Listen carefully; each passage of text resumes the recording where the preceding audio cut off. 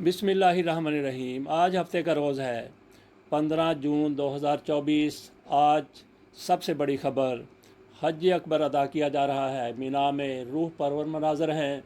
आदमीन हज आज रुकन आज़म अदा करेंगे। आज मैदान इरफात में खुतबा हज के बाद ज़ोहर और असर की नमाज़ें मिलाकर पढ़ी जाएंगी। मगरब से पहले हज्जाज इकराम मुज़दलिफ़ा की जानब रवाना होंगे। कल सुबह हजाज की मीना वापसी होगी, जहां शैतान को कंकरियां मारने के बाद जानवर कुर्बान करके सुन्नत इब्राहिमी अदा की जाएगी। दीगर खबरों में आ जाते हैं।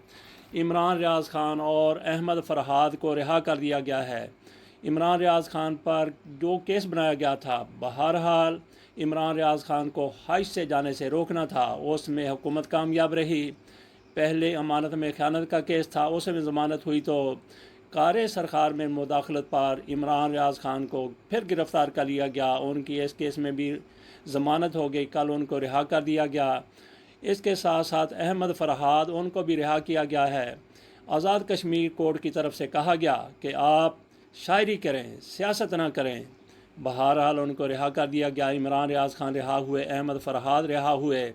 और दिलचस्प बात यह है कि पूरे मुल्क में किसी किस्म की क़यामत नहीं टूटी इन दो लोगों के रिहा होने से। गिरफ़्तार क्यों किया गया था, अल्लाह बेहतर जानता है कि इनसे क्या मसाइल हो सकते थे। बहरहाल दोनों रिहा हो गए हैं और मुल्क के लिए, पाकिस्तान के लिए किसी किस्म के ख़तरे का बायस नहीं बने। अगली ख़बर की तरफ चलते हैं। क्रिकेट के बकरी बनने की खबर, मायूसी हुई पाकिस्तानियों को। ये ऐसी मनहूस पाकिस्तान की टीम है जिसने पाकिस्तानियों को इंडिया के हक़ में दुआएं करने पर मजबूर कर दिया। ये ऐसी हारी कि अगले मरहले में जाती हुई नज़र नहीं आ रही थी। तो फिर ये कहा जाने लगा कि अगले मरहले में पाकिस्तान इसी तौर पर जा सकता है कि फ़लाँ टीम फ़लाँ से हार जाए, फ़लाँ टीम फ़लाँ से जीत जाए, पाकिस्तान फ़लाँ से जीत जाए, अफ़गानिस्तान इस तरह की कारकर्दगी दिखाए, अमेरिका आयरलैंड से हार जाए। लेकिन अमेरिका आयरलैंड से हारने की बजाय मैच उनका टाई हो गया, मैच बराबर रह गया और पाकिस्तानी टीम लौट के बुद्धू घर को आए। गुज़श्ता दिनों दुआ की जा रही थी कि भारत अमेरिका से जीत जाए ताकि पाकिस्तान के अगले मरहले में दाखिल होने के इम्कानात रोशन हो जाएं। पाकिस्तानियों की तरफ से इस मनहूस टीम ने पाकिस्तानियों की तरफ से इंडिया के हक़ में दुआ मांगने पर मजबूर कर दिया कि या अल्लाह इंडिया जीत जाए, अमेरिका हार जाए, ताकि पाकिस्तान पॉइंट टेबल पर थोड़ा सा बेहतर आगे चला जाए। लेकिन इस मनहूस टीम की बदकिस्मती के आगे नहीं जा सके।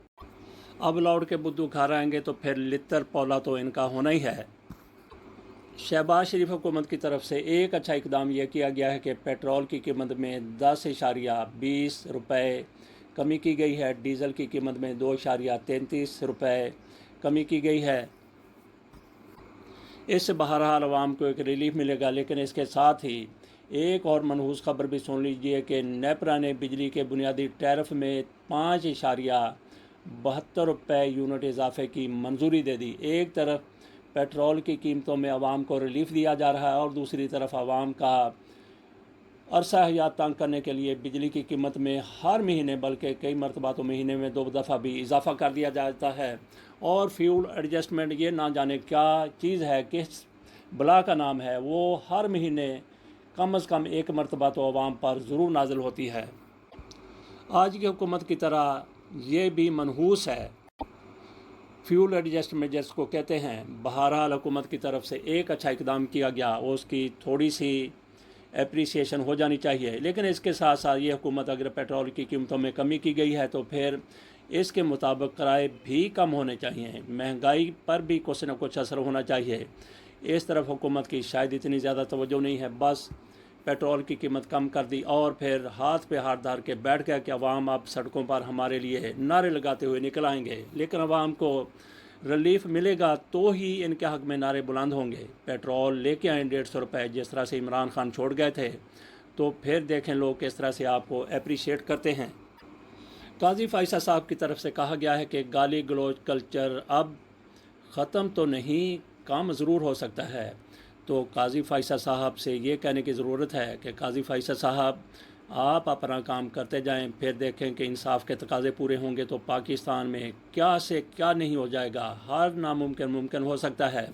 लेकिन لیکن قاضی فائز صاحب کے ہوتے ہوئے نہ تو گالی گلوچ کلچر کم ہو سکتا ہے، ختم ہونے والی تو قاضی فائز صاحب کے ہوتے ہوئے سوال ہی پیدا نہیں ہوتا۔ کوئی اور چیف جیسا پاکستان کا ہو، ایماندار، دیانتدار، ضمیر کے مطابق، قانون کے مطابق فیصلے کرنے والا، تو پاکستان میں گالی گلوچ کلچر بالکل بالکل بالکل ختم ہو سکتا ہے۔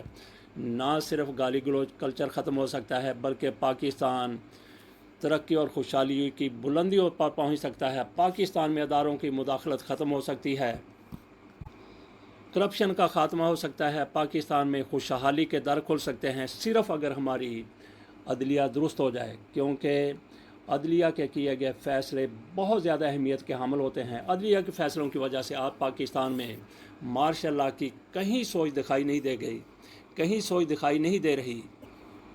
جس طرح سے پاکستان کے حالات مخدوش ہوئے، اب تک کئی مرتبہ ماشاء اللہ لگ جانا چاہیے تھا، لیکن وقار سیٹھ کا فیصلہ جس میں انہوں نے پرویز مشرف کا سزائے موت سنائی تھی، گو کہ وہ فیصلہ اس وقت اس پر عمل نہیں ہو سکا تھا، وہ عدالت ان کی ٹوٹ گئی تھی اور ہم نے اس کی بھرپور مخالفت کی تھی، ان کے فیصلے کی، لیکن آج نظر آتا ہے کہ ان کا فیصلہ بالکل درست تھا۔ اس سے پاکستان میں ماشاء اللہ کے دروازے بند ہو چکے ہیں۔ عدلیہ تھوڑی سی ہمت دکھائے تو پاکستان میں بہت کچھ ہو سکتا ہے۔ پاکستان میں ماشاء اللہ کا سوال ہی پیدا نہیں ہوتا۔ آج جس طرح سے اداروں کی مداخلت ہو رہی ہے سیاست میں، اگر عدلیہ کھڑی ہو جائے، لیکن یہ عدلیہ اپنے معاملات میں قاضی فائز صاحب عمران خان کو سزا دینے کے لیے دم پر تو کھڑے ہو جاتے ہیں، لیکن پاکستان کی بقا کے لیے، پاکستان کی خوشحالی کے لیے، پاکستان کو آگے لے جانے کے لیے، پاکستان میں آئین کی بالادستی کے لیے قاضی فائز صاحب اپنا وہ کردار ادا نہیں کر رہے جو ان کو کردار ادا کرنا چاہیے۔ انہوں نے بات کی ہے گالی گلوچ کے کلچر کے کم ہونے کی، کہ کم ہو سکتا ہے لیکن ختم نہیں ہو سکتا، بالکل ختم ہو سکتا ہے۔ عدلیہ اپنی رٹ منوا لے، عدلیہ میں ایماندار دیانتدار جج آ جائیں تو پاکستان میں بہت کچھ ہو سکتا ہے۔ کسی کو جرت نہیں ہوگی کہ وہ کوئی دو نمبری کرے، حکمران ہوں، فوج ہو، پولیس ہو، کوئی بھی ادارہ ہو، بینک ہوں، کہیں پہ بھی عدلیہ کے بر وقت اور زبردست فیصلے آنے، عدلیہ کے زبردست اور آئین اور قانون کے مطابق فیصلے آنے کے بعد جرت مندانہ، دلیرانہ فیصلے اگر آئیں گے تو پھر کوئی دو نمبری کے بارے میں سوچے گا بھی نہیں۔ تو قاضی صاحب سے عرض یہی کرنی ہے کہ قاضی صاحب آپ کے ہوتے ہوئے بہت کچھ ہو سکتا ہے اگر آپ کا ذہن تھوڑا سا بدل جائے، ایمانداری سے، دیانتداری سے، آئین کے مطابق، قانون کے مطابق، اور سب سے بڑھ کر اپنے ضمیر کے مطابق اگر آپ فیصلے کرنے لگ جائیں۔ لیکن آپ کے سامنے جب آپ کا اپنا مفادات آ جاتا ہے، 3 سال کی ایکسٹینشن کی ایک دلربا اور دلکشی آ جاتی ہے، تو پھر آپ دوسری طرف جس طرف جا رہے ہیں اسی طرف لگے رہتے ہیں۔ ادن کا کیس زندہ رہا تو 10 روز میں فیصلہ کر دوں گا، یہ جج افضل مجوکا صاحب کی طرف سے کہا گیا ہے۔ عدت کے دوران نکاح کا کیس ان کے پاس آ گیا ہے اور پچھلے جج صاحب اس پر فیصلہ کر چکے تھے، لیکن فیصلہ سنانے کی باری آئی، موقع آیا تو ان کی طرف سے راہ فرار اختیار کر لی گئی اور انہوں نے کہہ دیا کہ اس کیس کو کوئی اور جج، جب آپ نے فیصلہ کر لیا تو پھر اگلی بات کرنے کی ضرورت ہی نہیں تھی۔ لیکن ان جج صاحب کی طرف سے، مجوکا صاحب کی طرف سے کہا گیا ہے کہ اگر زندہ رہا تو 10 روز میں فیصلہ کر دوں گا۔ 10 روز میں فیصلہ تو ایک دن میں بھی کوئی کر سکتا ہے، لیکن یہ ہے کہ آئین کے مطابق، قانون کے مطابق، اور جس طرح سے نظر آ رہا ہے ان لوگوں کو غلط، جھوٹے، بے بنیاد کیس کی بنیاد پر سزا دی گئی، تو اس میں فیصلے کی جلد ضرورت نہیں ہے۔ آپ 10 دن میں فیصلہ کریں، 15 دن میں فیصلہ کریں، 1 دن میں فیصلہ کریں، لیکن فیصلہ آئین اور قانون کے مطابق ہو۔ ایک جج نے یہ کہا تھا کہ میں دلاور نہیں دلیر ہوں، لیکن ان کی بھی بکری کی طرح وہ بھی بیٹھ گئے۔ اجازت دیجیے اور انتظار کیجیے کہ 10 دن میں جج صاحب مجوکا صاحب کیا فیصلہ کرتے ہیں۔ تھوڑی سی وضاحت ہے اسی خبر کے حوالے سے۔ اس خبر میں بتا دیا کہ امریکہ اور آئرلینڈ کا میچ برابر رہا، ٹائی ہو گیا۔ ایسا نہیں ہوا یہ کہ دونوں کے مابین بارش کی وجہ سے میچ ہوا ہی نہیں، دونوں کے 1-1 پوائنٹ مل گیا تھا۔ اجازت دیجیے، اللہ حافظ۔